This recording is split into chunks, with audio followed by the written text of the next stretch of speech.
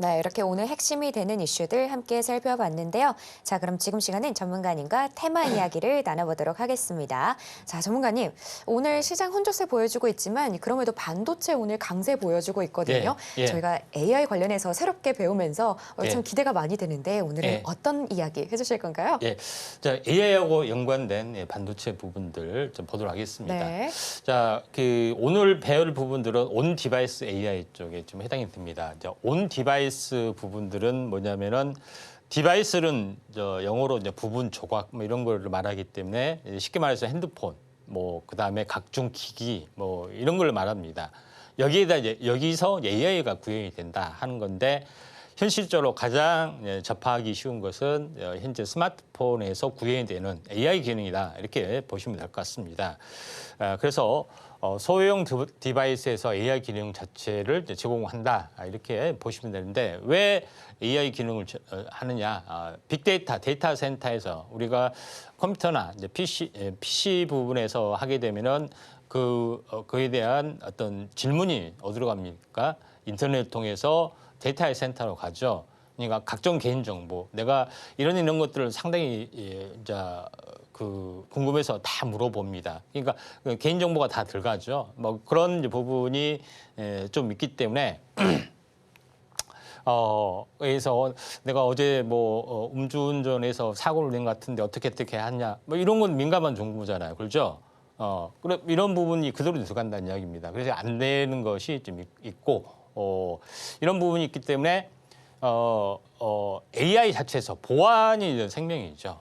그렇기 때문에 개인정보가 데이터 센터는 미접근할 수 있고 응답에 대한 빠른 어떤 해결입니다. 그래서 실시간 음성 번역, 이게 대화, 외국인과 통화를 하는데 뭐 몇 초씩 딜레이가 되면은 안 되는 거죠. 그렇기 때문에 즉석에서 하는 부분들, 그다음에 이런 부분이 있기 때문에 온 디바이스 AI가 성장할 수밖에 없다 이렇게 좀 생각이 좀 되고요.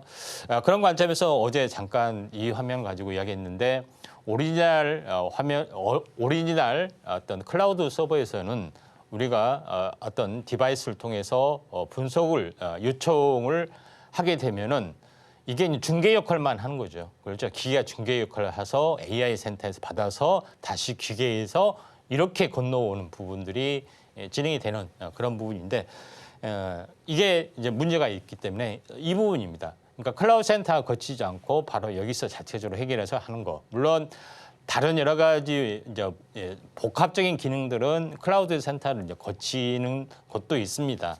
모두 다 해결한 것은 좀 아니죠. 이런 기능을 좀 해결할 수 있는 온디바이스 AI, AI 반도체 이런 부분들이 굉장히 중요하다고 말씀을 어제 트렌드가 서서히 진행이 된다고 말씀드렸죠. 그래서 이제 칩 관련된 부분이 현재 전쟁이다 이렇게 좀 생각이 되고 삼성은 엑시노스 이런 부분이 좀 있죠. 퀄콤도 이제 드래곤 칩 관련된 그런 부분들도 좀 하고 있고요. 그래서 온 디바이스에 탑재된 AI 칩 이 이제 전쟁이 벌어진 거다 이렇게 좀 생각이 되고 이 안에 이제 가장 중요한 것은 이제 NPU 이 부분들이 굉장히 중요합니다. 그래서 NPU가 추론을 좀 담당하는 그런 기능이 좀 있기 때문에 여기에 좀 핵심이고 학습화된 AI에 대한 엔진이 장착이 좀 되는 거죠. 소프트웨어와 함께 장착이 되기 때문에 가장 중요한 이제 NPU 관련된 그런 요소를 가지고 있다 이렇게 좀 생각하셔도 될 것 같습니다. 근데 여기서 이제 제일 중요한 것은 여기에 필요한 부분들이죠. 여기에 필요한 D램이 있습니다. 옆에 붙였는데 이 D램이 예전에는 데이터 센터는 HBM 위주로 성능이 굉장히 많은 또 전력을 많이 잡아먹는 그런 것들이 필요해 보이는데 이 휴대폰에서 하는 것들은 저전력이 돼야 되죠. 외국인과의 통화 이런 것들 자동 번역하다가 너무 많이 전력을 소모돼서 1시간이면 닳아진다. 그다음에 자율주행 자동차가 자율주행으로 완전 풀 자율주행 했더니 여러 가지 아니라고 했더니 원래는 4시간, 5시간까지도 끄떡 없는데 대전 가다 멈춘다든가 배터리가 없어서 이렇게 하면 안 되는 겁니다. 그래서 스마트폰에 탑재해야 될 부분들은 LLW라고 해서 저전력 반도체 부분들이 가장 D램이 필요합니다. D램. 그러니까 이런 부분이기 때문에 D램 부분에서 LLW 요거를 만드는 업체가 갑자기 부상을 좀 해주는 그런 트렌드가 있다. 이렇게 좀 생각하셔도 될 것 같습니다.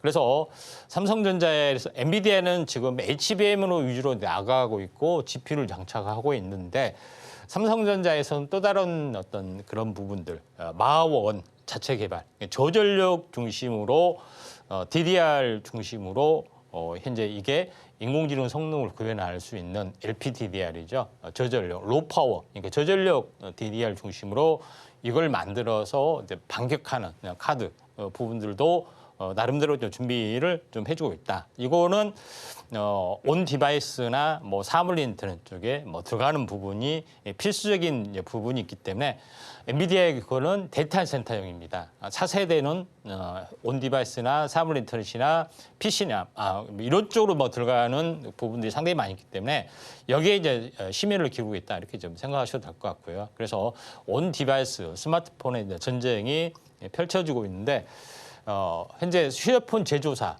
삼성, 애플, 구글이 있죠.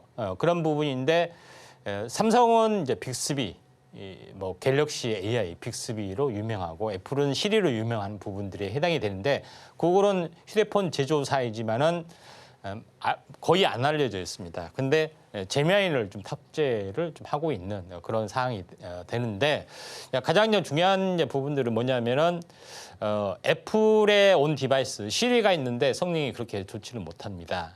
제휴를 좀 하게 되죠. 제휴를 하게 되는데 아마도 챗 GPT하고 제휴를 좀 해줄 수가 있다 이렇게 좀 생각이 됩니다. 챗 GPT의 후원사는 오픈 AI의 후원사는 마이크로소프트죠. 그래서 이렇게 제휴를 좀 해주는 그런 부분이 좀 있다 이렇게 좀 생각이 좀 되고요. 애플은 휴대폰에서 디바이스에서 AI 전쟁이 좀 펼쳐지고 있는 그런 거고요. 삼성전자는 알다시피 온 디바이스 AI 가우스 모델을 좀 가지고 있고요. 장차 궁극적으로는 제미나이를 좀 탑재할 가능성이 많습니다.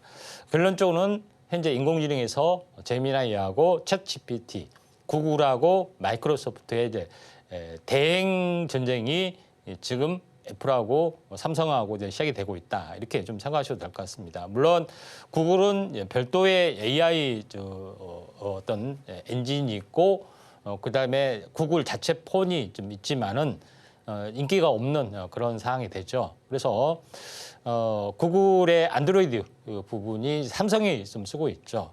그런 부분이 있기 때문에 애플의 iOS 부분하고 격돌이 좀 되고 있습니다. 그래서 이런 합종 연행들이 벌어지고 있는 그런 상황이다 이렇게 좀 생각이 좀 되죠. 근데 그러면은 요거는 현재 휴대폰 제조사의 격돌이 되고 있는 어떤 상황이고 통신주도 격돌이 좀 되고 있죠. 통신도 통신 서비스를 하기 때문에 무선 통신을 하고 있기 때문에 클라우드 사업도 하고 있잖아요. 그래서 AI 어떤 사업도 부수적인 어떤 부대 사업으로 좀 당연히 좀 띄워줄 수밖에 없는 거고요. 그래서 통신이 아니면 휴대폰 안 되잖아요. 그리고 어떻게 보면 휴대폰 제조사의 갑이 통신이다 이렇게 좀 생각이 됩니다. 그런 부분이기 때문에 SK 현재 텔레콤에서는 ADIC라는 어떤 그 엔진을 좀 개발하고 있는 그런 상황이 좀 진행이 좀 되고 있는 그런 상황이다 이렇게 좀 생각이 되고 상당히 많은 심혈을 막 기울여주고 있고요. 또 KT는 믿음이라는 부분들 최근에는 MS하고도 개발 협력을 좀 해주고 있고요. MS 뒷배경에는 챗 GPT가 좀 있는 상황이 좀 되죠. 그다음에 LG U+는 그 현재 엑시원, 엑사원 그런 부분에 그런 그 모멘텀들이 좀 있습니다. 나중에 이런 기능하고 휴대폰에서만 이렇게 적용이 되는 것이 아니라 나중에 자율주행 했을 때 커넥티드 카 또 이런 부분들을 했을 때도 역시 적용이 되는 그런 부분에 좀 해당이 되고 있기 때문에 통신주에서도 AI에 당연히 좀 뛰어들 수밖에 없다. 디바이스 전쟁에서도 마찬가지고요.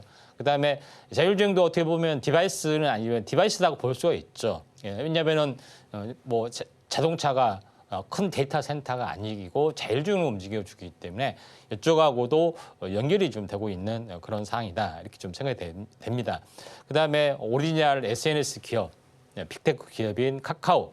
좀 전에 얘기했지만은 카나나 AI 브랜드로 현재 이프라는 브랜드, 이프 카카오라는 어떤 그 프로젝트로 지금 이제 진행이 되고 있습니다. 내년에 격도를 좀 해줄 수밖에 없고요. 그다음에 네이버에서도 11월 현재 11일, 12일 단 24라는 프로젝트 팀 네이버 어떤 현재 컨퍼런스에서 새로운 AI 전략을 공개를 좀 해주고 할 예정입니다.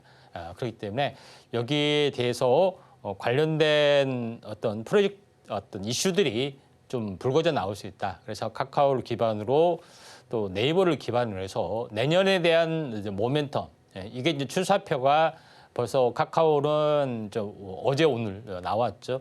네이버는 현재 11월 달에 나와주고 있는 그런 상황이죠. 내년에 출사표가 서서히 진행되고 있고, 그다음에 미국에서는 실질적으로 AI 대중국 규제가 본격화 좀 되고 있는 그런 상황이 되기 때문에 한번 좀 기대를 좀 해볼 만한 상황이다 좀 생각이 됩니다. 결론적으로 이제 말씀드리고 싶은 것은 반도체의 레거시 반도체가 중요한 것이 아니라 여기에 대해서 현재 첨단 반도체, AI 반도체를 이제 구현을 좀 해야 되고요. AI 반도체가 만들고 싶은 것은 AI 서비스를 하는 겁니다. AI 디바이스, AI 인프라 그런 걸 통해서 그래서 AI 생태를 다시 한번 꾸미는 그런 부분이기 때문에 나중에 후폭풍이 서서히 진행이 될 확률이 상당히 많이 있다. 이렇게 좀 생각하시고 시장에 좀 대비를 하실 필요가 있습니다. 그래서 세 개의 어떤 트렌드입니다. 결국은 클라우드 AI 서비스, 온 디바이스 AI 서비스, 그다음에 마지막으로 모든 사물에 들어가 있는 온 센서 또는 현재 그 사물 인터넷 AI 이런 쪽으로 이렇게 확대되는 트렌드의 흐름이라 생각하시면 되고 어제는 클라우드 AI 이쪽에 데이터 센터 위주로 했고 오늘은 이게 HBM이 필요하죠. 이거는 저전력 반도체, 온 디바이스는 저전력 또는 이런 것들이 필요해 보이기 때문에 오늘은 이걸 좀 했습니다. 내일은 요거를 해야겠죠. 아무튼 오늘 온 디바이스 AI 전쟁이 뜨겁다 이렇게 보시면 될 것 같습니다. 지금 바로 구독을 눌러보세요.